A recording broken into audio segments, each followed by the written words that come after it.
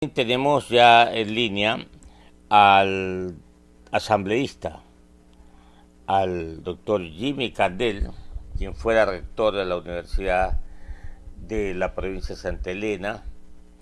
Hoy es presidente de la Comisión de Educación de la legislatura y lo hemos invitado para dialogar sobre estas actividades legislativas y que nos comente cuáles son las razones por qué decidió llamar a juicio político al actual ministro de Economía y Finanzas, economista Richard Martínez.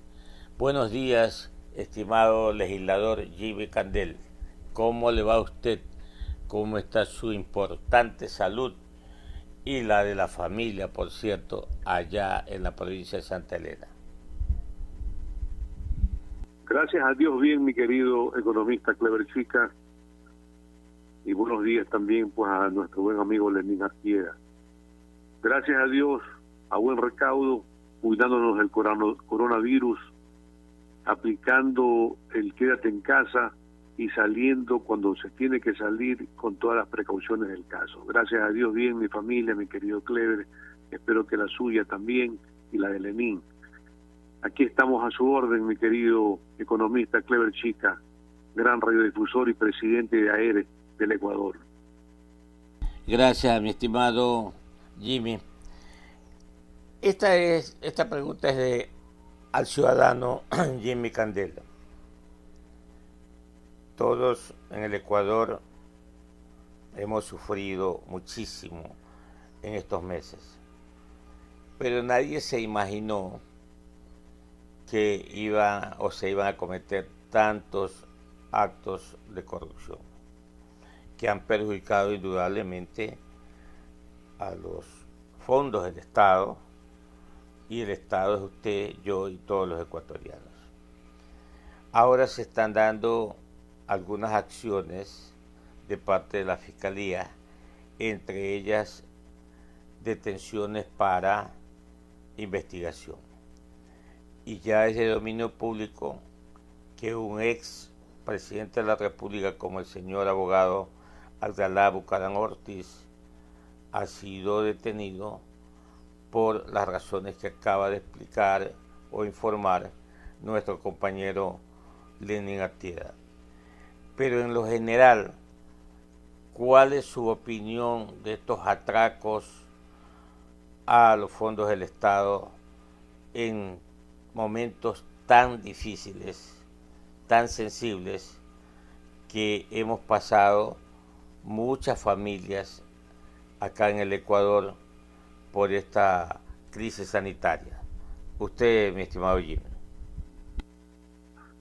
Bueno, una situación triste, lamentable, vergonzosa, la que los ecuatorianos tenemos que soportar. No pasan los días en que los titulares de los periódicos y de los medios de comunicación relatan cada uno de los procesos de contratación con sobreprecios. Y hay unos que son tan sinvergüenzas que, existiendo todavía procesos que se han denunciado, vuelven a caer en lo mismo, como es el caso de la prefectura del Guayas, como es el caso de la alcaldía de Quito, que también pues conocemos que están en procesos de investigación. Esto es terrible. Vea lo que ha ocurrido en el tema hospitales. Ya no solo hablamos de escándalos por mascarillas, ya luego son fundas para enfundar a los muertos, ya luego son los kits alimenticios desde la misma Secretaría Nacional de Riesgos. En fin, vemos allanamientos y veíamos que solamente en estos allanamientos los detenidos y presos eran las computadoras y la impunidad que brilla día a día. Hoy, si no saca un arma el expresidente Abdalá Bucaram, que lamentamos muchísimo este hecho que haya ocurrido y esperamos que la justicia esclarezca todas estas cosas, que no ha dejado de ser un escándalo, lo detienen por tener un arma, como lo dice Lenin. Pero en todo caso, eso es lo que es lamentable. La Asamblea Nacional poco está haciendo por esclarecer esto. Yo he pedido, en el caso que tiene que ver y que involucra a un asambleísta, a través de un asesor de él, detenido, con más de $1,500,000 en su domicilio, con armas y con todo este tipo de acciones que tienen que ver con la contratación del hospital de Pedernales. Eso hemos pedido en la Comisión de Fiscalización, para que se tome una resolución y se llame a declarar a quienes son responsables de que esto esté despertando sospechas. Y hay una indagación previa de parte del de la fiscal general. Estamos pidiendo la información.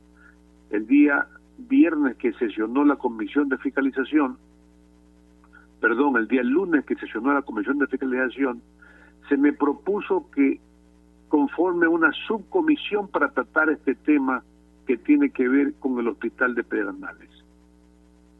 Y he aceptado esa propuesta y al momento estamos trabajando, iniciando las acciones correspondientes para pedirle información a todos los organismos que la tienen y obviamente programando la convocatoria o comparecencia del Contralor General de la Nación, del director o presidente de la SECOP, del presidente del Consejo de Participación Ciudadana, para que informen por qué no atendieron las denuncias cuando se estaban presentando este tipo de hechos de desorden en la contratación, hechos como contratar con una compañía que no tenía experiencia, que tenía, creo, conformada unos 4, 5, 6 meses y que no tenía el capital suficiente para que pueda recibir una contratación de cerca de $16,000,000. En todo caso,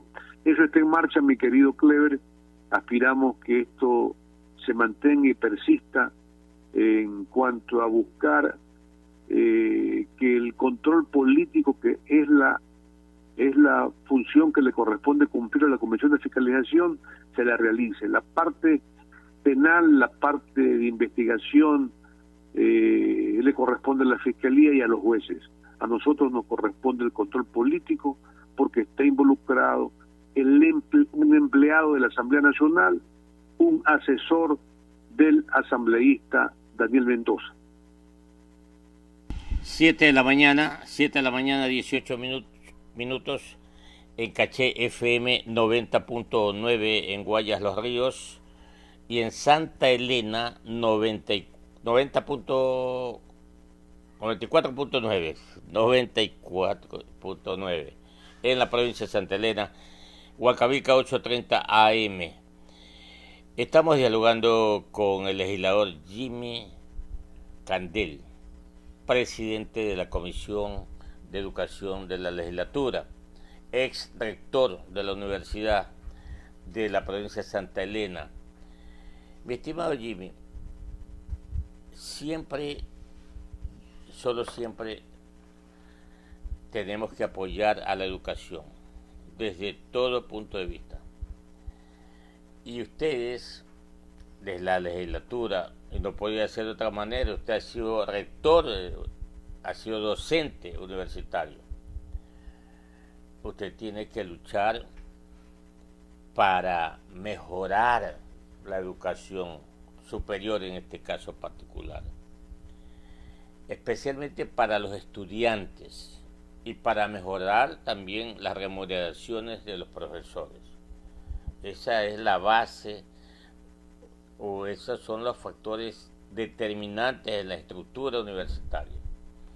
Ya la cúpula tiene otro tratamiento, y según las autoridades del Ministerio de Economía, el problema está en la cúpula o en las cúpulas universitarias del Estado.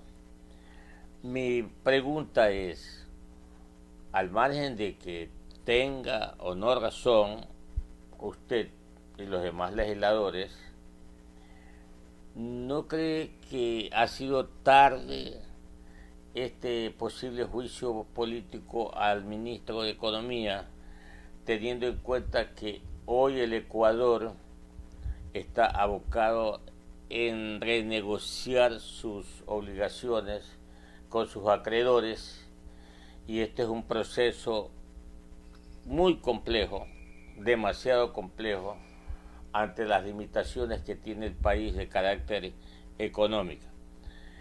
Insisto, ¿es oportuno todavía, la pregunta, juzgar, censurar al ministro de Economía, o definitivamente ustedes quieren satisfacciones de parte del Ministerio de Economía en cuanto a los recursos para las universidades? Usted, mi estimado Jimmy. Nunca es tarde, mi querido Clever, para hacer justicia en el país. ¿Cómo es posible que el sistema de educación nacional pueda tener un recorte presupuestario precisamente en momentos de crisis? Cuando se anuncia que 300 millones de dólares se le va a quitar al Ministerio de Educación, 240 millones en nómina y 60 millones en inversiones. Cuando existen programas tan fuertes como el de alfabetización, donde 40.000 niños están estudiando, se suspende ese tipo de estudios. Se suspende más de 6.000 profesores contratados que estaban cumpliendo con una tarea. Se los deja en la calle, precisamente en esta pandemia. Se deja de lado una serie de programas educativos que tienen que ver precisamente con la calidad de la educación. Ustedes saben, mi querido Clever, que el Estado, según la Constitución de la República y las leyes de educación, debe garantizar la calidad de la educación. Y asimismo, restarle y recortarle 98 millones de dólares a la educación superior. De tal forma que ante ello, a la educación superior la afecta también suspendiendo miles de profesores contratados que estaban listos para iniciar la tarea en la costa del inicio de clases y a través de plataformas educativas. Asimismo, impedir que cerca de 120.000 estudiantes que postulan a la educación superior no tengan cómo acceder a ello. De tal forma que esto se enmarca, este recorte presupuestario, y mire, para no irme muy lejos, el viceministro de Educación acaba de renunciar y denuncia indicando que no solamente fueron los 300 millones de recortes, sino que son cerca de 900 millones, casi 1.000 millones recortados a la educación. Entonces, la Comisión de Educación lo convoca al señor ministro de Finanzas para que explique estos recortes, porque debería existir una explicación. Merecía la Mesa Legislativa de Educación tener una respuesta, porque teníamos el reclamo de los profesores, de los gremios de maestros, de casi todos los gremios existentes en el país, de la Federación de Estudiantes del Ecuador, universitarios y secundarios, de los padres de familia, un sinnúmero de reclamos que nos hacían en cuanto al efecto provocado por esta acción injusta de parte del ministro de Finanzas. Merecían una explicación, que estamos en la pandemia, que no hay recaudación, alguna cosa debería existir como satisfacción para los ecuatorianos. Pero el señor ministro de Finanzas, que no respeta la Constitución de la República, que no respeta la Ley Orgánica de Educación Superior, que no respeta la Ley Orgánica de Educación Intercultural, que no respeta el Código de Finanzas y Planificación Pública, el Código de Finanzas Públicas y Planificación Presupuestaria. Este tipo de acciones son las que obligan a la Comisión de Educación a resolver, iniciar acciones para un juicio político. Precisamente porque El juicio político se enmarca en el incumplimiento de funciones, en atropellar y quebrantar la Carta Magna del Estado, que es la Constitución de la República. Cuando vemos que el artículo 165, numeral 2, que establece con absoluta claridad que en estados de excepción el Estado ecuatoriano podrá disponer de los recursos del Estado a excepción de educación y de salud, así como el atropellamiento a más artículos de la Constitución que precisamente le prohíben distraer fondos que corresponden a la educación y a la salud. Ese tipo de acciones que también las prohíbe la Ley Orgánica de Educación Superior, las prohíbe la Ley Orgánica de Educación Intercultural, es lo que justifica el inicio de las acciones para este juicio político. Que el número de 48 asambleístas, con el respaldo de representantes de casi, por no decir todas, las bancadas de la Asamblea Nacional, expresaron su respaldo cuando solamente para presentar un juicio político necesitamos 35 firmas. Hemos conseguido 48 firmas y gente que se ha seguido sumando, pero que ya presentamos el listado y ya pues no es necesario más. Esperamos que cuando esto sea calificado y pase a la Comisión de Fiscalización y de la Comisión de Fiscalización al Pleno, la Asamblea se pronuncie por sancionar a un funcionario que no ha tenido conciencia, que no ha tenido sensibilidad social y que no ha atendido o ha dejado de lado procesos.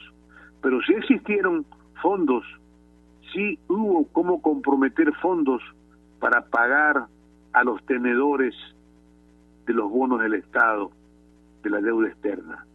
Para eso sí, hubo fondos que ahora conocemos que no fueron los 325 millones solamente, sino que son más de esos millones de dólares que superan los 800 y llegan hasta los 1.200 millones de dólares.